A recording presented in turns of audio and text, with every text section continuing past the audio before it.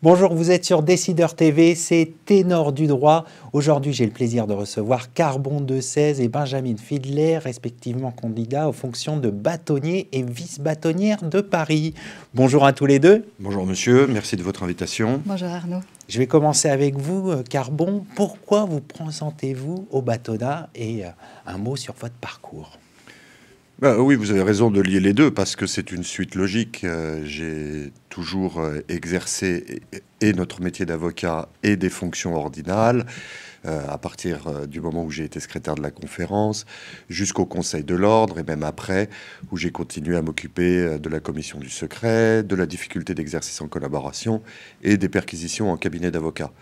Donc il y a une suite logique à ambitionner de devenir bâtonnier et à mettre en œuvre des mesures dont on a pu observer soit qu'elles manquaient, soit qu'elles étaient insuffisamment mises en œuvre auparavant.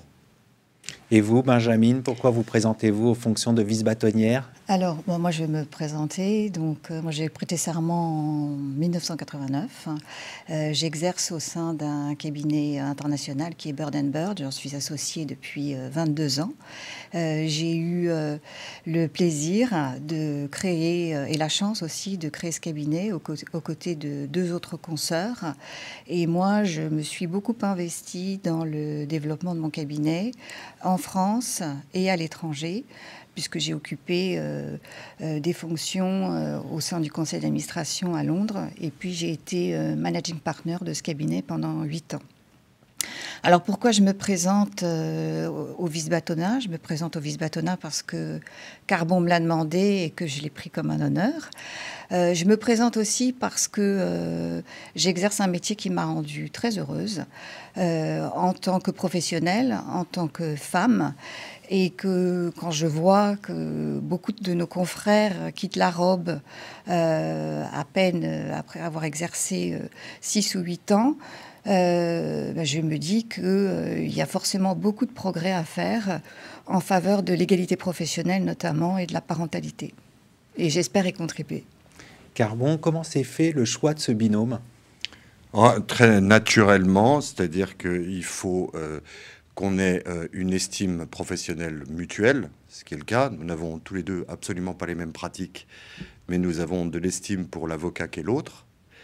Et il faut que cette complémentarité puisse servir au barreau à travers les fonctions de bâtonnier et de vice-bâtonnier. Il faut donc d'abord que nous soyons représentatifs pour garantir qu'on va discerner les questions dans l'ensemble de toutes leurs dimensions pour chacun des avocats du barreau de Paris. Vous avez avec Benjamin quelqu'un qui a été managing partner d'un cabinet international à Paris. Vous avez avec moi un exercice individuel avec des collaborateurs. Vous voyez, Benjamin, c'est 135 avocats. Nous, on est 7. C'est pas les mêmes cabinets, c'est pas les mêmes domaines d'intervention, mais c'est la même volonté de servir précisément sur la base de cette complémentarité. Donc le choix s'est opéré naturellement. Benjamin, c'était naturel aussi pour vous, cette association? Enfin, oui, c'est naturel. C'est surtout que moi, je pense que nous offrons un binôme un peu original. C'est l'association de nos parcours et de nos expertises qui est intéressante. Carbon a un parcours assez institutionnel, tandis que moi, j'ai un parcours plus entrepreneurial et puis très opérationnel sur le recrutement, la gestion des équipes, le développement d'un cabinet. Et je pense que ensemble, on peut combiner une approche qui puisse en séduire, qui puisse intéresser le plus grand nombre de nos confrères. Carbon, quelles sont vos principales propositions? Alors, oui, Benjamin vient de commencer à vous les esquisser quand elle a parlé de l'épanouissement. Pour nous, l'épanouissement passe par plusieurs vecteurs. Et il a des conséquences pratiques, si vous voulez. Quand on vous dit que c'est pas normal que le jeune barreau quitte la robe très rapidement, ça a des incidences très concrètes sur le budget de l'ordre, le budget de nos retraites, etc. Alors, qu'est-ce que ça veut dire? La première mesure, c'est que l'ordre accompagne encore plus. Il y a déjà beaucoup de services qui fonctionnent très bien. Il y a déjà beaucoup de mesures qui ont été prises par les bâtonniers et vice-bâtonniers ces dernières années qui vont dans le bon sens. On va prolonger tout ce qui va dans le bon sens. Et puis, on va observer si le barreau a besoin de services nouveaux qui n'existent pas encore. Je pense, par exemple, entre autres mesures, au fait que l'épanouissement passe par le fait de bien gagner sa vie. Bien gagner sa vie, qu'est-ce que ça veut dire? Ça veut dire qu'il faut que l'ordre libère les énergies, qu'on libéralise toutes les questions sur les activités connexes ou les activités complémentaires des avocats. Il est anormal. Qu'on appelle les activités accessoires, c'est ça? C'est exactement ça, vous avez raison Arnaud. Ça veut aussi dire, alors que les cabinets sont de plus en plus confrontés à des délais de trésorerie anormaux, on est moins bien traité que les livreurs de gomme qui, eux, touchent leur argent à 90 jours fin de mois. Nous créerons, par exemple, une agence d'affacturage des notes d'honoraires qui sera adossée à un pôle bancaire, exactement comme la CARPA, qui sera en réalité, dans l'hypothèse sur laquelle nous travaillons, d'un pôle de banque et de compagnie d'assurance, et puis un service ordinal qui viendra certifier en amont la qualité de la créance et dans le respect du secret professionnel. C'est-à-dire qu'il ne s'agit pas que les données qui sont couvertes par le secret professionnel viennent être portées à la connaissance de gens qui n'ont pas à en connaître. Qu'est-ce que c'est, pour vous résumer? On libère les énergies, on fait confiance aux avocats et on n'intervient que s'il y a un sujet en rapport avec les principes essentiels de la profession. Benjamin, est-ce qu'il y a d'autres sujets que vous voulez porter avec Carbon? Il y a un sujet qui est très important et sur lequel nous sommes d'accord, c'est la nécessité d'accompagner nos confrères tout au long de leur vie professionnelle. Ça veut dire quoi concrètement? Ça veut dire quoi? Ça veut dire une gestion toujours plus dynamique des dispositifs de formation et d'accompagnement qui sont en place. Ça veut dire les regrouper, ça veut dire les évaluer, les compléter et puis permettre un meilleur accès aux avocats, pourquoi pas via une application. Il y a une priorité qui nous paraît vraiment très importante, c'est la formation par exemple au management.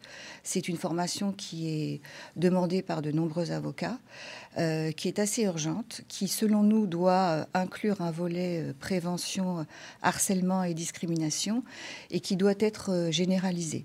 Nous sommes persuadés que si on formait mieux nos confrères, on aurait moins de difficultés sur les sujets de harcèlement ou de discrimination. Il y a d'autres sujets sur lesquels nous nous sommes penchés, c'est l'offre aux jeunes confrères.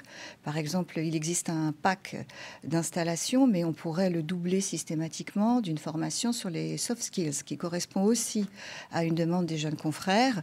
Comment se présenter, comment parler d'honoraires avec un client, comment développer son activité, etc. Donc il y a tout un tas de dispositifs qui existent, mais qui nécessiteraient d'être repris. Je pense aussi au bilan de compétences, et je pense aussi à un autre sujet qui est important pour moi, parce que je l'ai mis en œuvre dans mon cabinet avec succès, qui est le mentorat.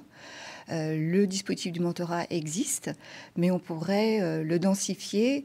Et surtout, notre proposition, c'est de créer un programme qui soit spécifiquement dédié aux jeunes avocates, ou aux avocates d'ailleurs, et qui les aide à modifier leur perception des difficultés de l'exercice et de l'évolution professionnelle au sein de leur cabinet. Pour conclure cet entretien, Carbon, quel est l'atout de votre candidature? Benjamin. Il y en Je a ne plaisante d'autres. pas. Non, attendez, vous allez voir. C'est pas pour faire un mot agréable à mon ami, c'est pour bien dire les choses.